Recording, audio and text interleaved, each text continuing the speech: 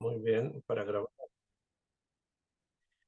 Nuestra clase la vamos a dedicar para la Atzlajá de Clara Mirman, Luis Har, Fernando Shimon Mirman, Gabriela Lainberg, Maya Bat Gabriela, Yegav Ben Esther, Rimón Ben Avital, Eliau Toledano, Mia Bat Kerem.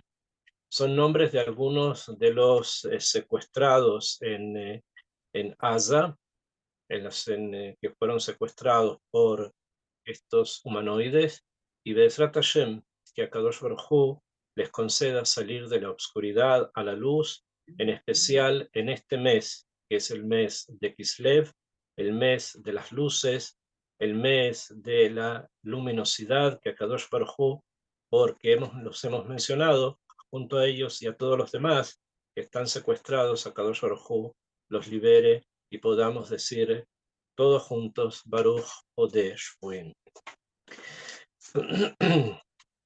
Nuestra clase de hoy con respecto al tejido de la Geulá, que es, digamos, la forma bastante exacta de poder referirnos justamente a las parashiot que, que conllevan o que están dentro de las primeras secciones de la Torá de las que habla el Humash, es justamente el recuerdo más preciso y más intenso del principio de la Geulá, que es obviamente la construcción de Am Israel a través de los patriarcas.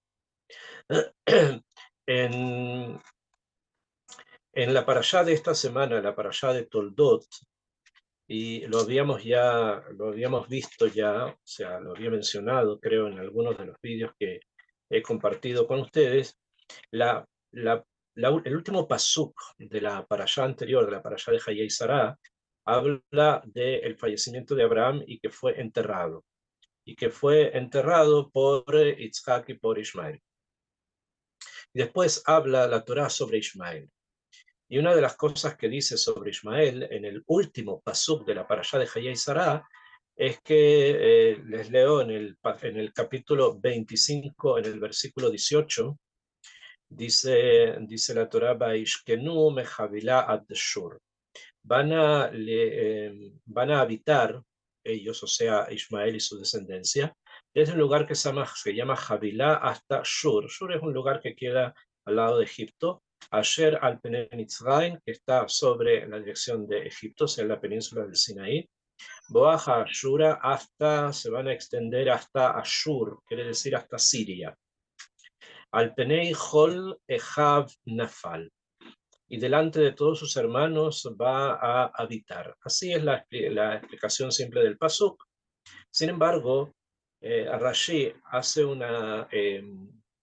quiere introducirse un poco más en profundidad en la forma en que está escrito el pasuk, las dos formas que dice habitar. Una dice le vaishkenu, y habitarán, y la otra dice nafal, que realmente significa cayó. Entonces, Rashi nos enseña que todo el tiempo, dice, en que Abraham estuvo vivo, podemos denominar la vida de Ismael como Ishkon, o sea, como Shohen, como un vecino, una persona correcta, una persona que vive al lado. ¿Bien?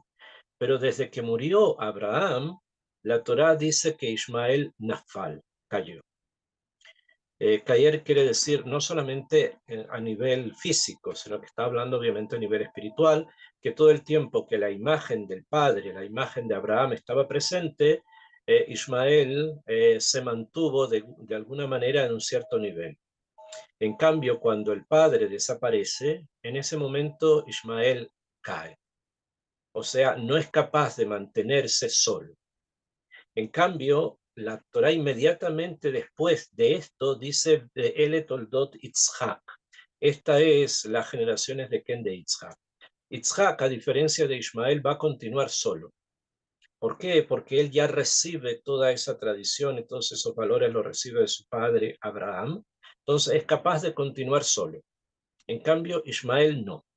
Ismael necesitó que de alguna manera el marco de contención que significaba Abraham esté presente. En el momento que eso ya no está, entonces simplemente se transforma nuevamente en lo que esencialmente es, que es un Pere Adam, un salvaje.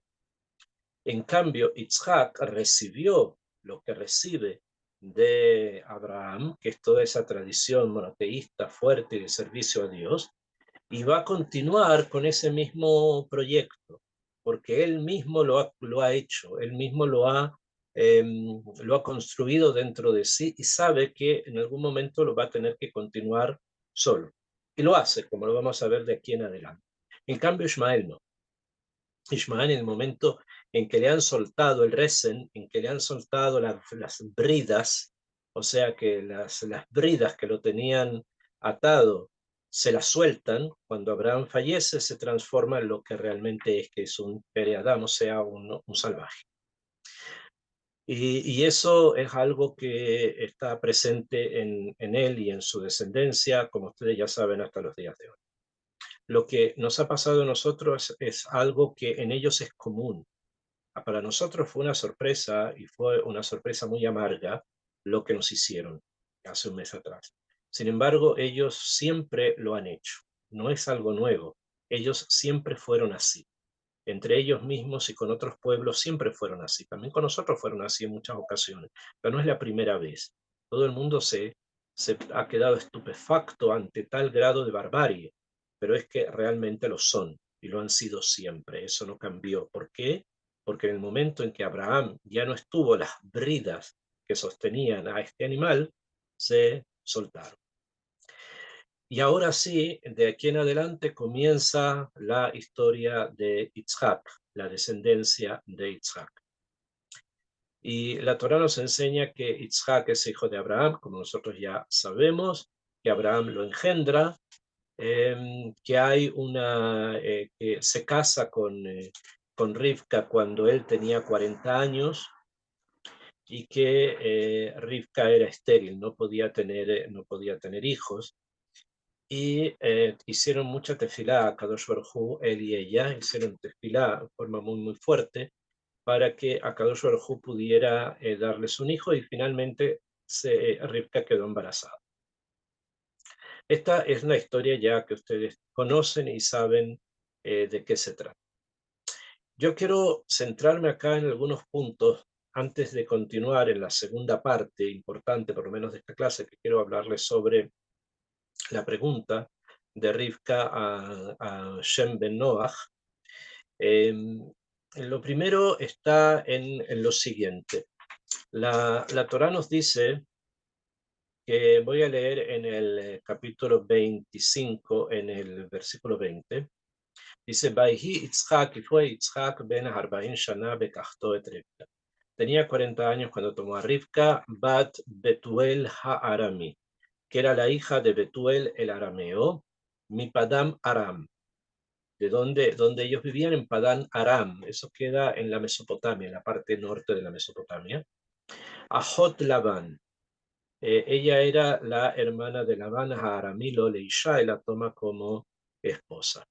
Inmediatamente acá los sabios, y Rashi nos lo va a informar, tienen o captan algo, entienden que algo acá nos quiere informar la Mikra, nos quiere informar la Torah.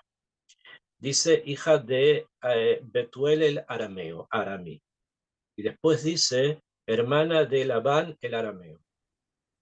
Dos veces menciona la procedencia de su padre, o sea, menciona la procedencia de su padre, de Betuel, y también la procedencia de su hermano, de Labán, siendo que es la misma procedencia. O sea, no es necesario que simplemente se diga arameo, arameo, que eran de Aram, Arames, como les dije, la parte norte que queda en el norte de la Mesopotamia. No es necesario que lo diga dos veces, simplemente con que lo diga una vez es suficiente. Entonces, ¿por qué lo trae, lo recalca tanto?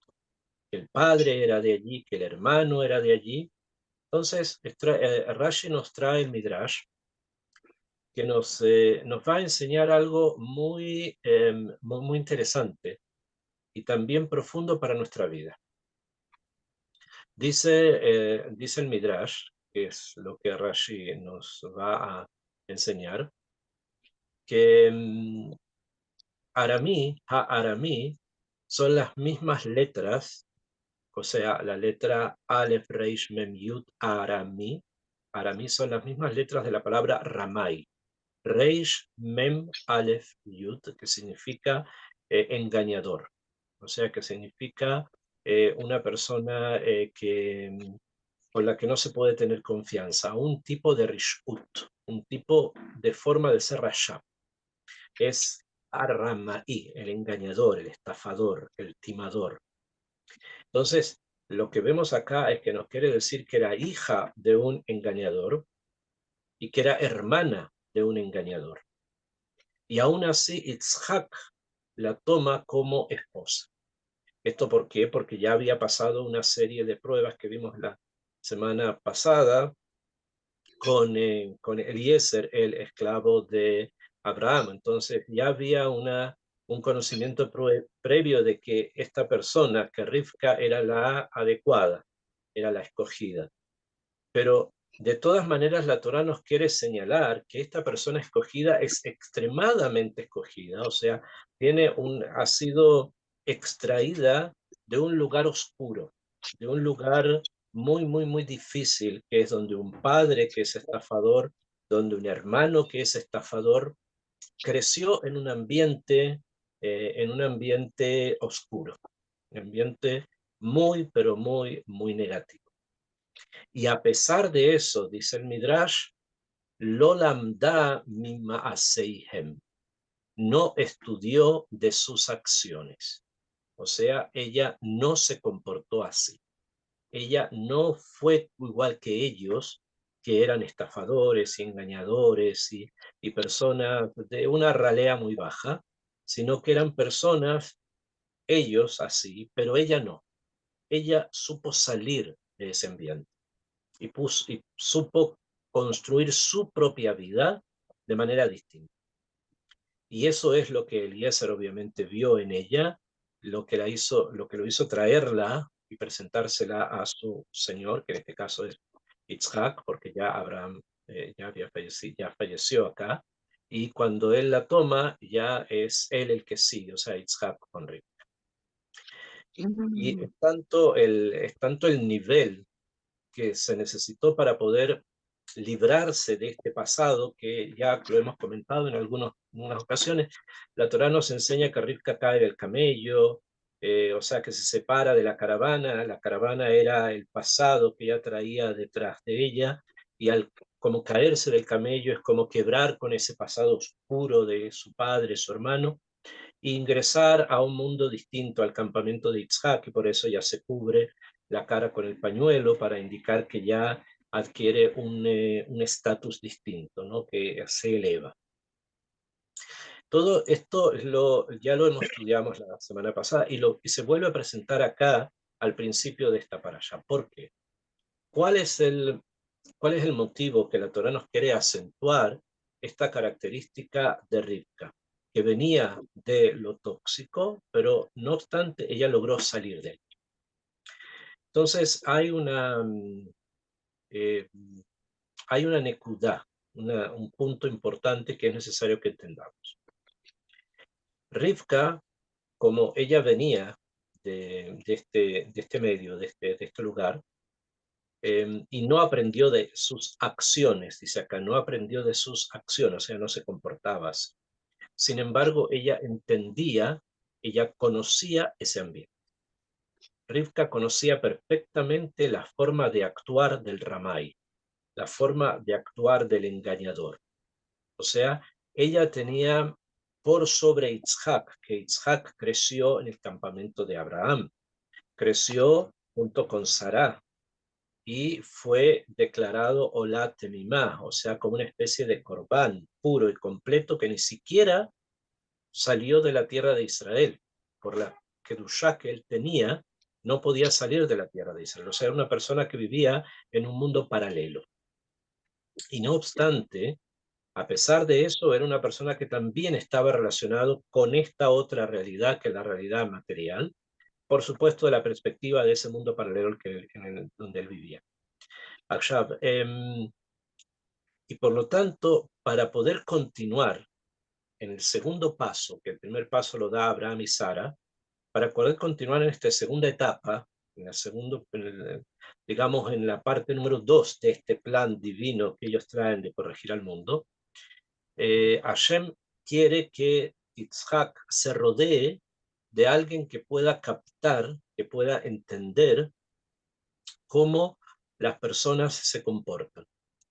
Yitzhak va a estar en un nivel tan elevado que cada comportamiento humano lo va a traducir según su forma de pensar.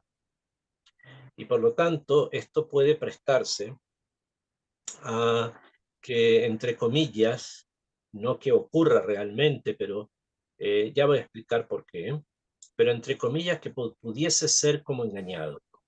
Cuenta el Midrash que cuando es uno de sus hijos, el tuvo dos, ¿no? Uno se llamaba Esav, venía y le decía al padre cómo se hace maaser de la sal, por ejemplo, que no se saca maaser de la sal, pero lo venía y lo preguntaba.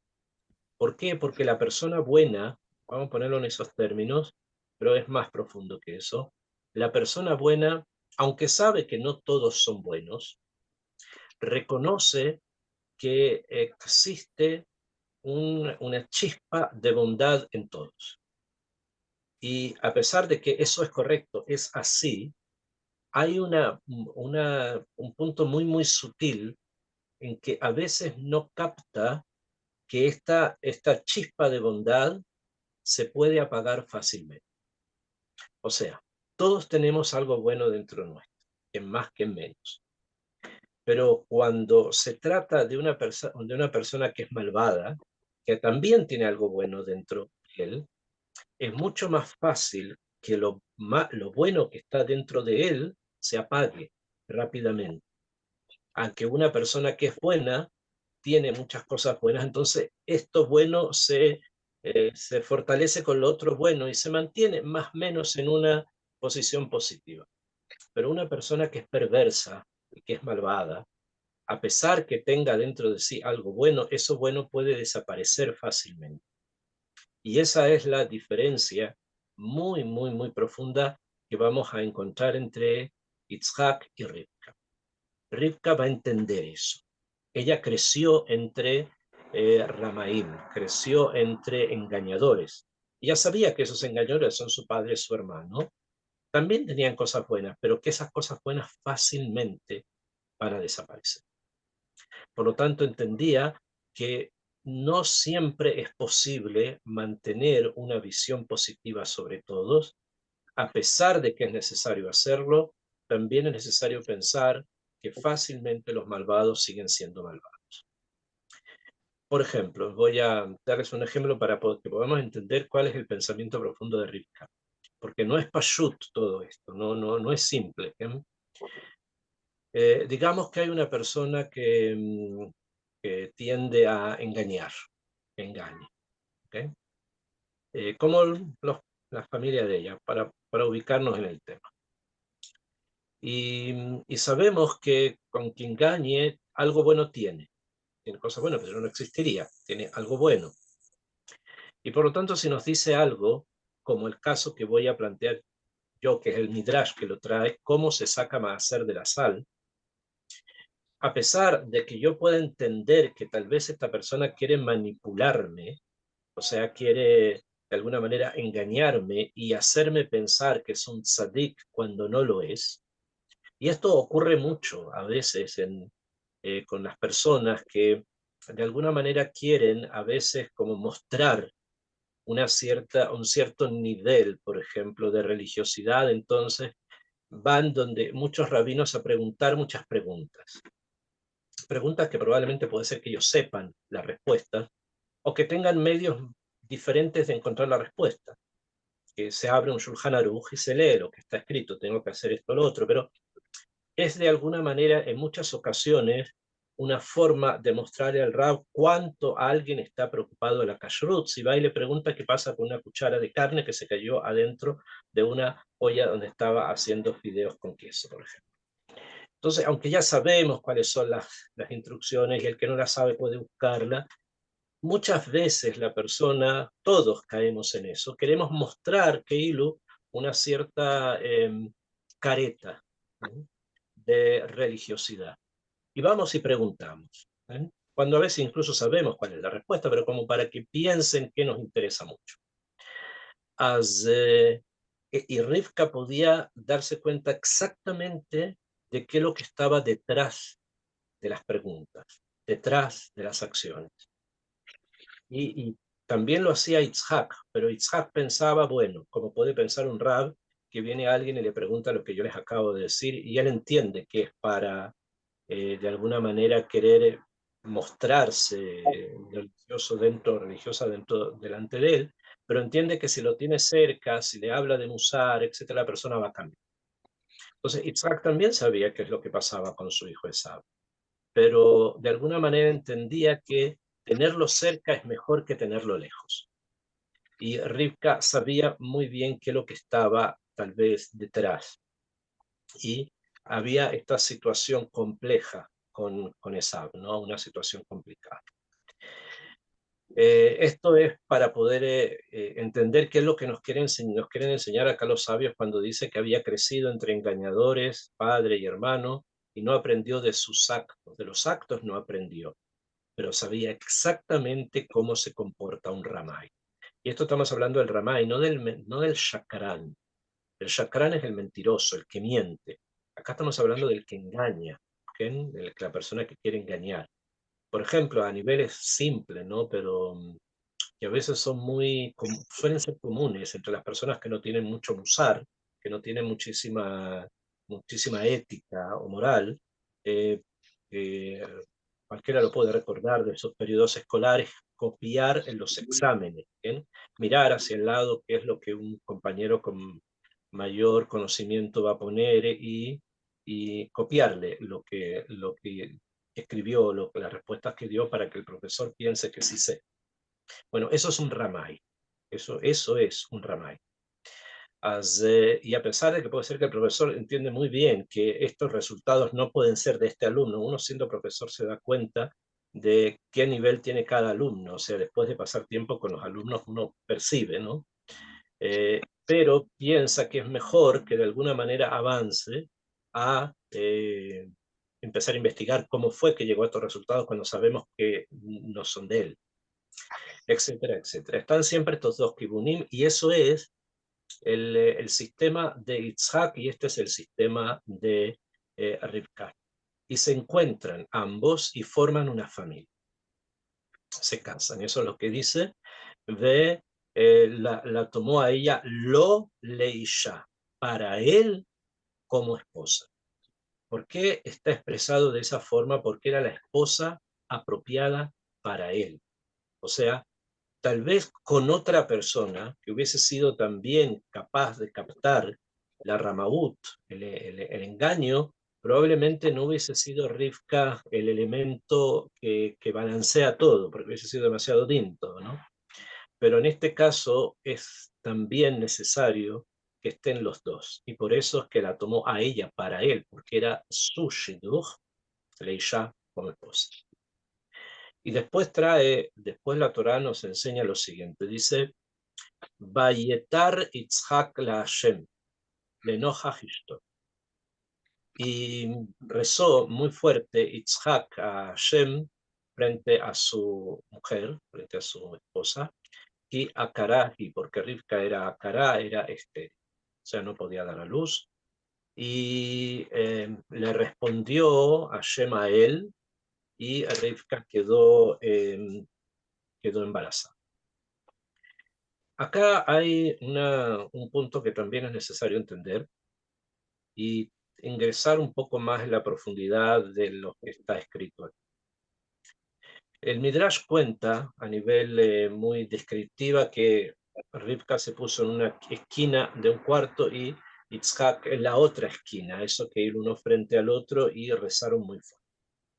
Sin embargo, la tefilá de Itzhak fue la que fue respondida, y por el mérito de él, este, se quedó embarazada, como dice acá la Torah, Vaye Aterlo, le respondió a él. Pero antes de explicar esto, quiero también que entendamos de qué se trata.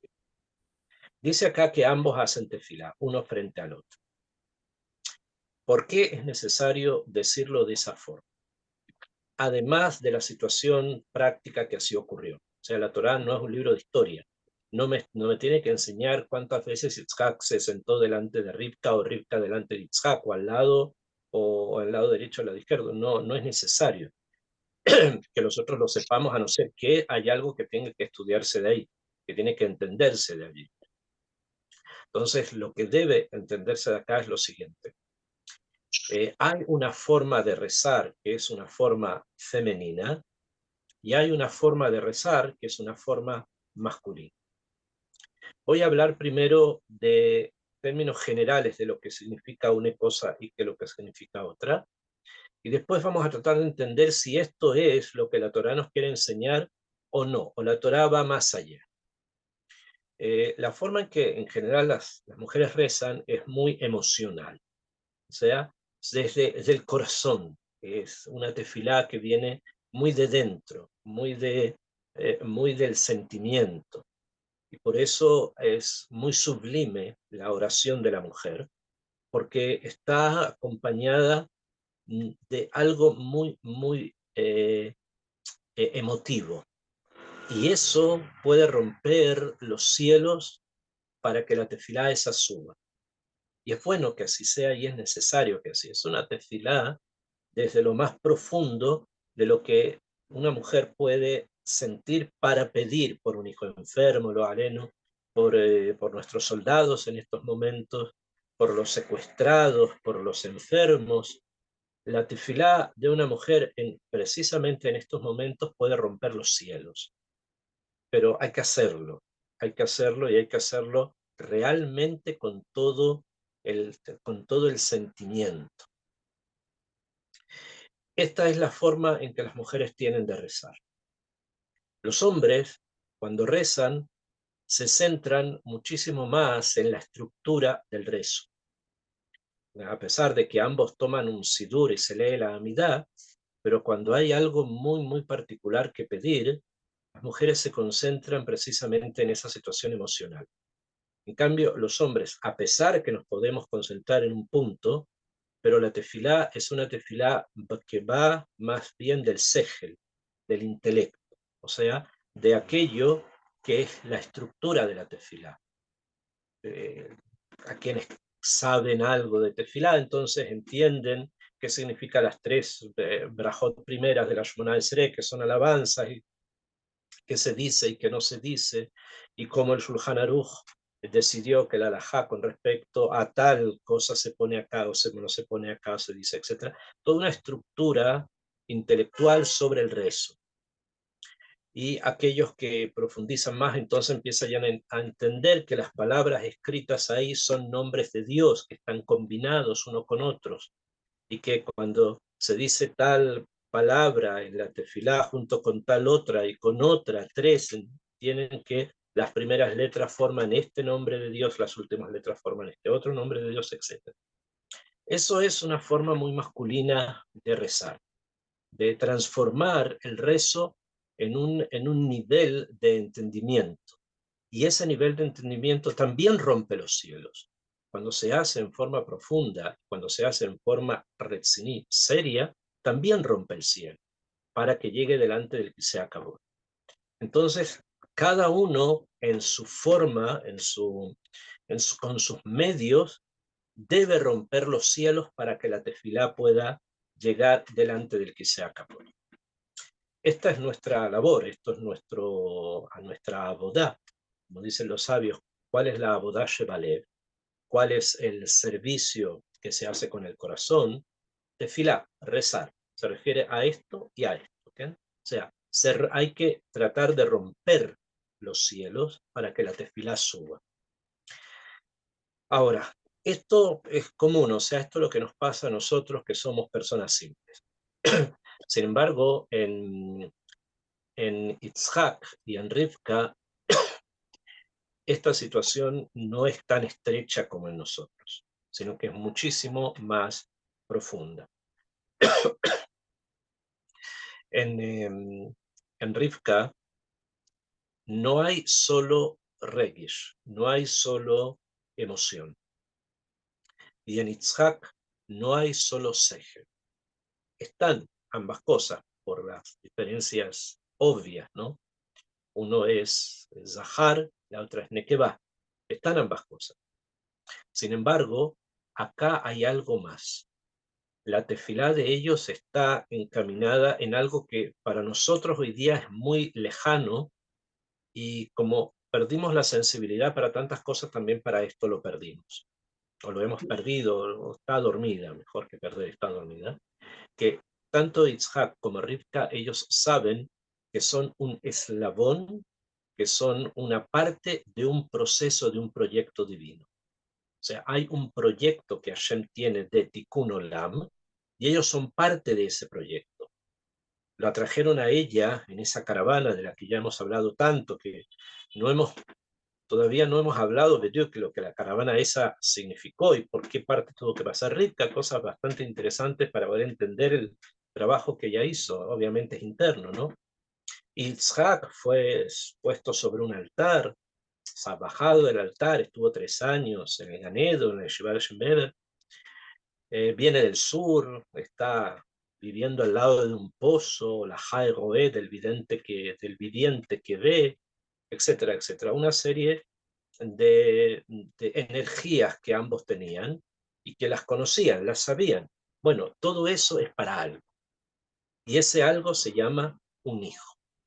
Sin ese hijo no continúa el proyecto divino, para el cual ella tuvo que dejar a los Ramaín, tuvo que dejar a los engañadores, y él tuvo que crecer los últimos 3 años al lado de un pozo. Obviamente ellos saben que están ante un Edgar, un desafío y un proyecto gigante, enorme, muy profundo. Por lo tanto, no es posible que ese proyecto termine con ellos. Esto tiene que ser muchísimo más, tiene que continuar. Y para que continúe, necesitan un hijo.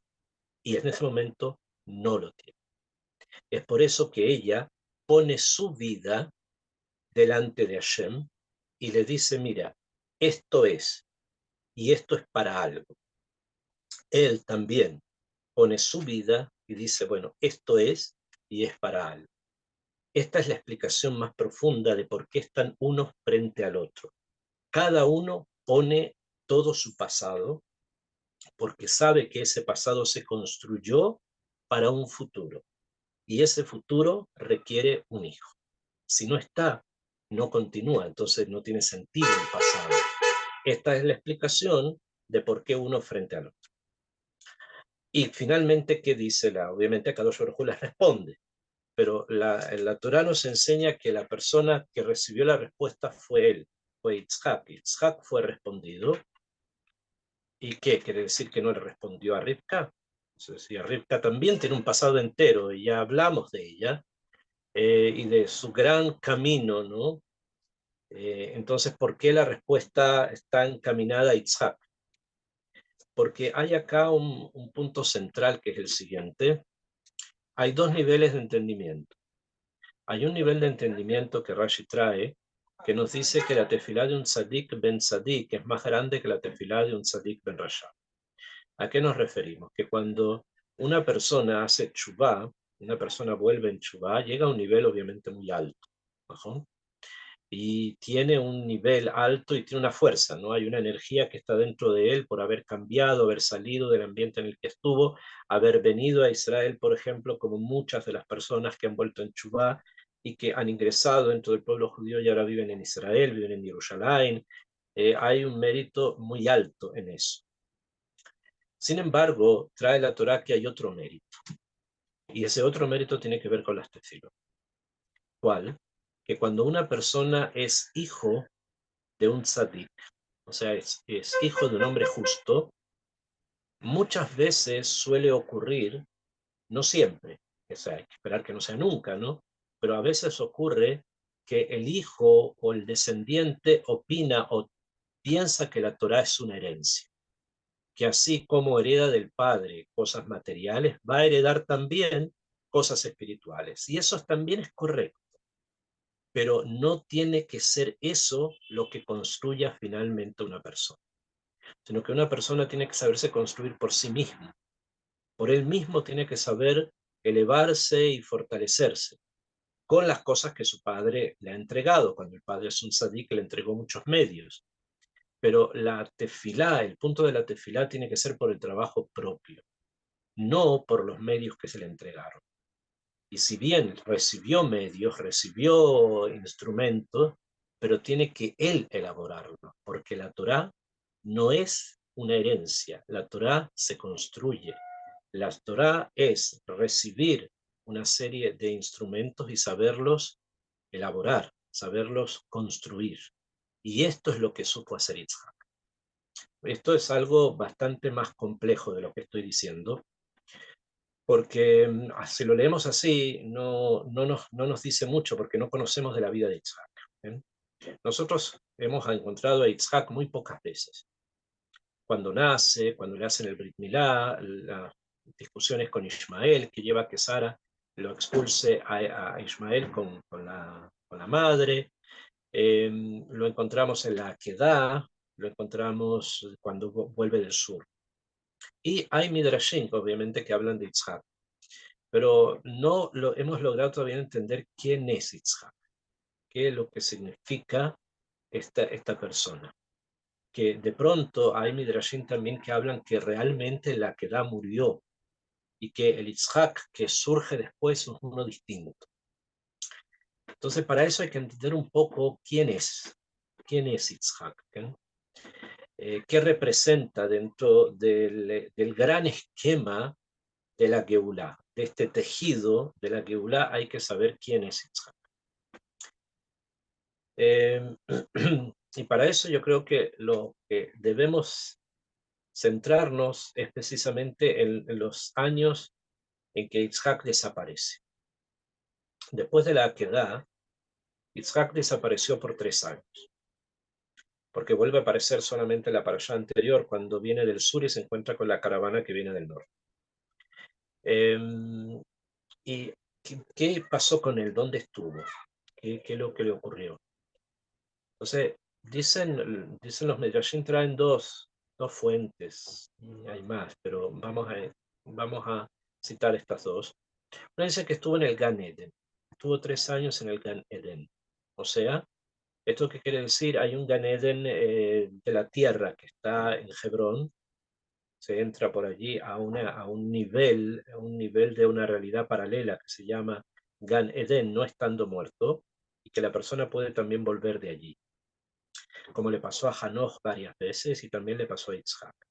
Entonces hay una opinión que dice que estuvo en ese lugar que se llama Gan Eden, que es el Gan Eden de la tierra, donde pudo ingresar con cuerpo y con alma, y estuvo allí disfrutando del Ziva Shechina, o sea, de la luz de la Shechina. O sea, ¿qué quiere decir eso? Que estuvo adquiriendo fuerzas y energías. Eso es gozar de Ziva Shechina, del brillo de la Shechina. Hay otra opinión que dice que estuvo 3 años en la yeshiva de Shem y de Eber, que era un lugar de estudio que queda por el Galil, en el norte de Israel, que en una cueva que existe, la conocemos pero que está tapada, que no se puede entrar en esa cueva. A través de esa cueva se ingresaba también una especie de realidad paralela, que en esa realidad se estudiaba Torah, porque el estudiar Torah es abrir las puertas de realidades distintas, ingresar a ellas y llenarse ahí de energía. O sea, el Midrash explica de maneras distintas lo mismo. Estos 3 años, Yitzhak se renovó, se llenó de energías nuevas. Entonces, la Sheila es, lo conocemos, Yitzhak es hijo de Abraham, creció bajo el alero de Abraham, creció bajo la vigilancia de Sará. Es una persona que todo el tiempo estuvo llenándose de energías. Constantemente estuvo adquiriendo los kohot, para su función, para lo que él estaba, para lo que había sido escogido. Entonces, ¿cuál es la diferencia en estos 3 años? En estos 3 años la diferencia es que estos cojot y estas fuerzas no las recibió de entes humanos, de Sará y de Abraham, altos como fuesen, eran seres humanos, sino que en estos 3 años esos cojot los recibió directamente de la luz divina. O sea, Yitzhak se llenó internamente de una naturaleza prácticamente divina. Recibió cojot muy fuerte que lo transforman a él en algo que vamos todos a conocer y que a veces no entendemos lo que realmente significa, que es la palabra Olá Temimá, o sea, un Korban Olá, que es holocausto, Temimá, completo, o sea, es todo él, Yitzhak, estaba cubierto de una energía divina muy alta. Por lo tanto, por ejemplo, Hutzlahares era imposible, no podía estar allí. Y este es Yitzhak. Este es el Yitzhak que Rivka ve lleno de luz, que salió a hablar por la tarde, a rezar la tefilá de Minjá, como dicen los Midrashim. Este es Yitzhak. Por lo tanto, su tefilá, la tefilá de Yitzhak, estaba entrelazada con energías y fuerzas divinas muy, muy poderosas. Y por eso Hashem se dirige hacia él, siendo él Yitzhak, Tzadik ben Tzadik. El Tzadik, el hombre justo, hijo de un hombre justo. Que obviamente esa tenufá, ese punch, arrastra a Rivka junto con él. Entonces, al ser respondido, Rivka también, junto con él, suben a esa madregá, que es la madregá que, del nivel en el que Isaac tuvo que estarse preparando durante estos 3 años. Dice la Torá después, bueno, y Batahar Rivka, y Rivka se quedó embarazada, Rivka Ishto, constantemente nos está haciendo referencia a Rivka Ishto, Rivka su mujer, o sea, aquella persona con la cual ambos, por eso es que les dije, ambos son arrastrados por esta luz, esta energía, y finalmente van a tener no un solo hijo, van a tener dos. ¿Por qué? Porque hay acá una preparación para una tercera etapa en este tejido de Geula. Dice el Pasuk Hafbet 22, lo siguiente, dice, Habanin Bekirba. La Torah ya sabe que son dos, lo dice directamente, dice, y corrían, se movían los hijos dentro de ella. O sea que no era uno, sino que eran dos. Vatomer, y dijo que en Rivkain, que si es así, lamas de Anoji. Si es así, ¿por qué me pasa esto a mí? Vatelech lidrosh et Hashem. Y fue a preguntarle a quién, a Hashem. O sea, quiso que de alguna manera a nivel profético le dijeran qué es lo que estaba ocurriendo. De la Torá no podemos captar todo lo que acá se nos quiere enseñar, simplemente vemos que los niños corrían en su vientre. Y ustedes me imagino que deben haber escuchado muchísimos Midrashim, que qué es lo que significa esto, que Esab quería salir cuando se estaba cerca de una casa de idolatría y que Jacob quería salir cuando estaba cerca de un lugar de estudio de Torah, que en ese momento el único lugar de estudio de Torah era el Yeshiva Shem Be'ever. Y es una forma de expresar que Rivka misma no comprendía qué es lo que estaba ocurriendo. O sea, había un embarazo que era difícil.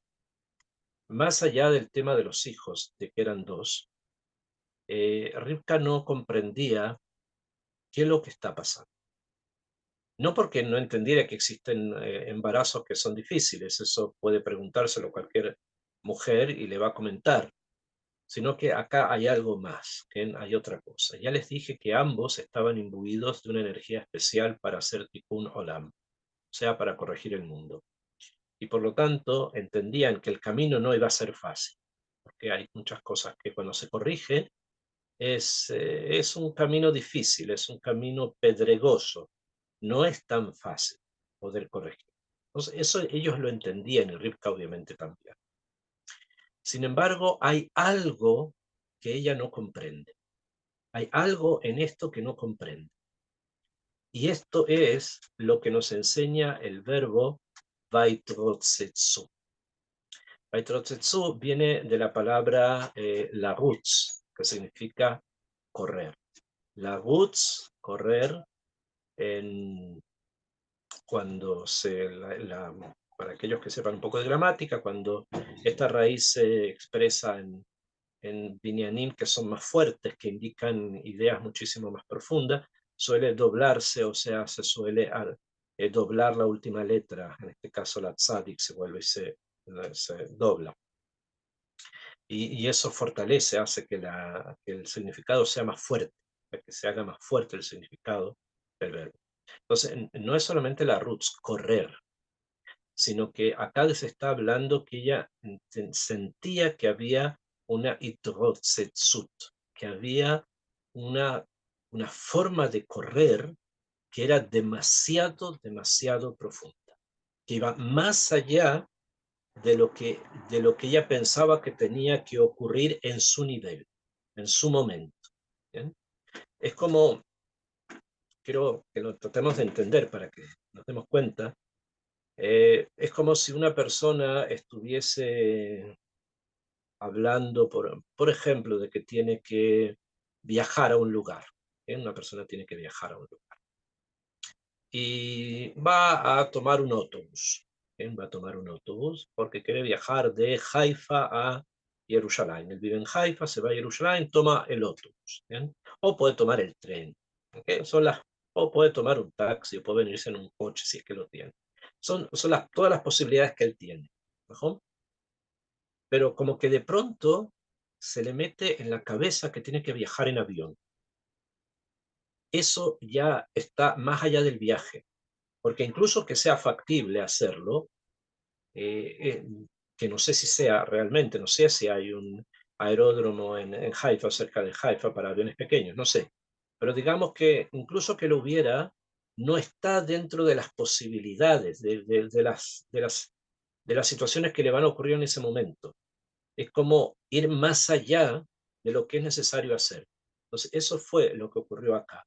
Hubo un embarazo difícil y ese no es el problema, solamente que esta dificultad estaba más allá de las dificultades simples. Había algo más y ese algo más la preocupó. Es por eso que fue al Hidroshet allá. Dijo, ¿qué pasa? Y los pensamientos que tenían de una ritzá, de una carrera mautí, o sea, de una carrera profunda y esencial, eso la perturbó. Entonces quiso preguntar de qué se trata. Y es allí donde va a preguntarle a Shem, la Kavaná, ustedes saben, según el Midrash, es Shem Ben Noach, en la yeshiva de Shem Be'eder, ahí donde se va a consultar sobre esto. Y le responden, a Kadosh Baruj Hu le responde a través de una persona que tenía espíritu de profecía en ese momento, que era Hashem. Y en el Pasuk 23 dice, Vayomer Hashem la, le dijo Hashem a ella, Shnei Goim Bebitnech. Le dice, hay dos pueblos en tu vientre. Ushnei Leumin Mimeaich y Paredu. Segundo, y dos naciones de tus entrañas se separarán.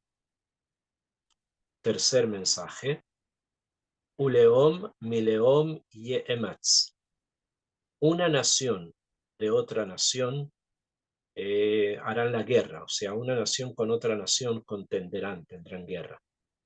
Y cuarto mensaje, Berab y Abot Zair, y el mayor servirá al menor.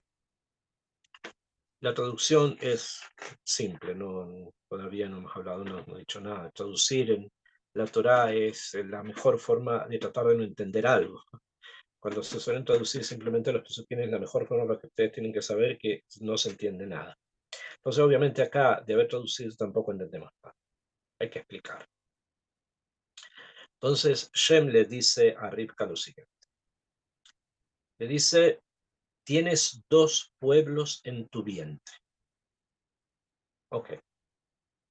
Después le dice, y son dos naciones que de tus entrañas se separarán. Hay que explicar acá varias cosas en el poco tiempo que tenemos. Vamos a tratar por lo menos de dejar abrir la pregunta, ¿no? Dos pueblos en tu vientre quiere decir a nivel pashut simple que son dos hermanos, o sea, son dos personas las que van a nacer. A esas dos personas las llama pueblos, ¿bien?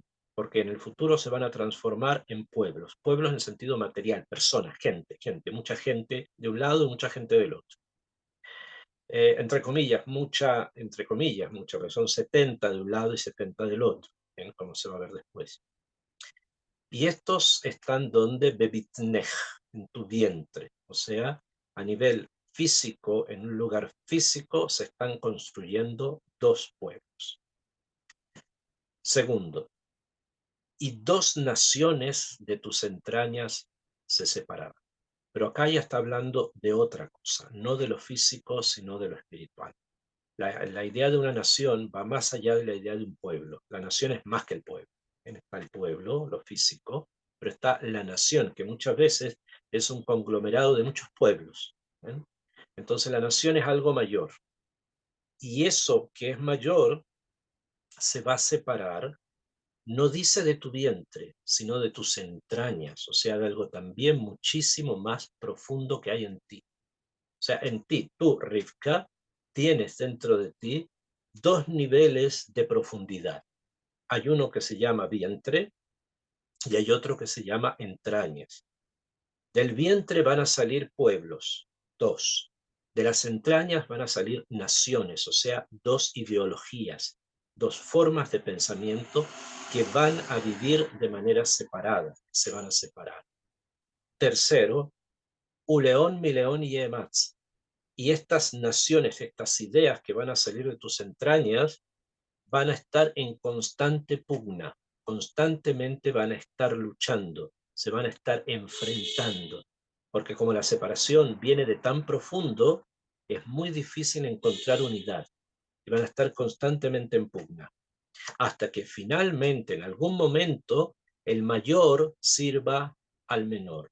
O sea, que el que nazca primero va a servir al que van a nacer después, porque son dos, entonces no salen los dos juntos, sino que uno primero y otro después. Entonces, en ese momento, al final, va a ocurrir que no va a haber un empate, no va a haber una situación de que hay un contrato, que hay un acuerdo. Uno va a servir al otro. Esto es lo que Shem le dijo. Obviamente se está hablando de Jacob y Esab, como los Midrashim nos lo dicen. Si ustedes tienen la Torah con Rashi, pueden leer lo que Rashi dice y se van a dar cuenta que está constantemente hablando de dos pueblos, dos naciones, dos culturas, dos formas de ver el mundo, que a pesar que son hermanos, porque nacen del mismo vientre y salen de las mismas entrañas, pero van a construir culturas distintas. Y no solamente distintas, sino culturas que se van a enfrentar, que van a estar en pugna, que no van a lograr estar en paz. Incluso al final, uno va a gobernar sobre otro. Esta es la aparición, obviamente, ya, y después dice, el Pasuk dice, 24 dice, Balemeu, llame a la ley, terminó los días para nacer. Bejiné, Tomim, Bebitná, y tenía Tomim, mellizos, gemelos, no sé cómo se dice en castellano, esta palabra, eran dos que habían nacido el mismo día, en la misma hora. Akshab, ya después habla otras cosas, empieza ya a meterse en otro, a explicar cada una de las dos ideas, ¿no? De las dos naciones, de las dos culturas. Acá estamos en la presencia, obviamente, de Jacob y de Esab. El primero que nace es Esab, como ustedes saben, nació Adoní, nació Rojo, etc. Después viene Jacob, que se llama así porque sale agarrando el talón, el Akev de su hermano, quien estaba completamente rojo, y además Azui, por eso se llama Esab, estaba completo, como se veía como una persona mayor, etcétera, cosas que nosotros conocemos. ¿Qué es lo que hubo realmente en el parto de Rick? ¿Qué es lo que realmente pasó? En ese momento se, se va a construir una idea nueva de mundo. Ismael, que ya quedó atrás, ¿no? Ismael ya quedó completamente atrás, excepto que después Esab lo va a buscar para casar a sus hijos con sus hijas y a sus hijas con sus hijos, pero eso va a tomar tiempo. Ismael quedó afuera, ya no es parte de nada. Pero ahora sí, ahora estamos frente a un nuevo mundo, a un descubrimiento. Este descubrimiento se basa en dos columnas. Una columna se llama Esab y otra columna se llama Jacob. Simplemente y hasta este momento no hay todavía una definición valórica. No es que uno sea malo y el otro sea bueno. La Torá todavía no lo dice. Más adelante sí. Hay muchas señales para que el mayor, que sale rojo, etcétera, sea tal vez el complejo, el difícil. Mientras que el segundo va a ser más paisaní, va a ser mucho más tranquilo. Pero por el momento no tenemos una idea de que que los dos pueblos, que las dos naciones que se van a contender, que van a discutir, etcétera, por lo menos en este punto todavía no ha comenzado la discusión, todavía no han comenzado a combatir unos con otros. Entonces, ¿qué sí encontramos? Encontramos un proyecto, que es por lo cual rezaron Isaac y Rivka, como ya lo dijimos. Pero ahora este proyecto tiene dos columnas, se basa en dos.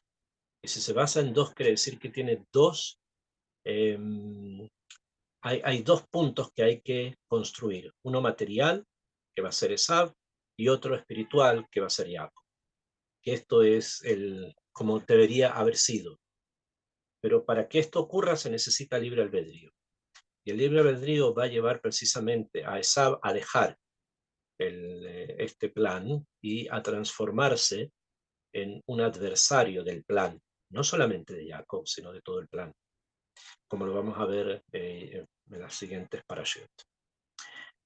Ok, vamos a quedar por hoy hasta acá con este punto en este proceso de Geulah. Por favor, si tienen alguna pregunta, la pueden hacer.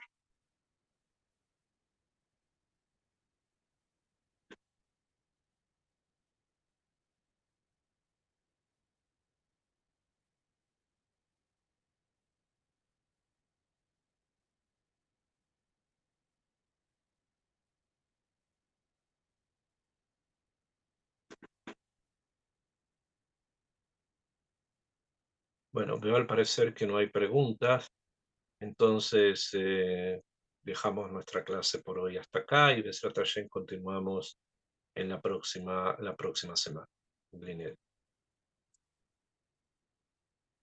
Quiero anotarme para seguir con los shiurim.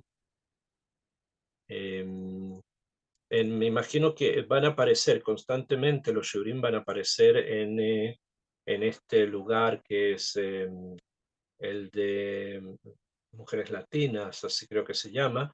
Vamos a ir poniendo allí todos los links para que vayan ingresando a los shiurim que estemos dando. Besrat Hashem.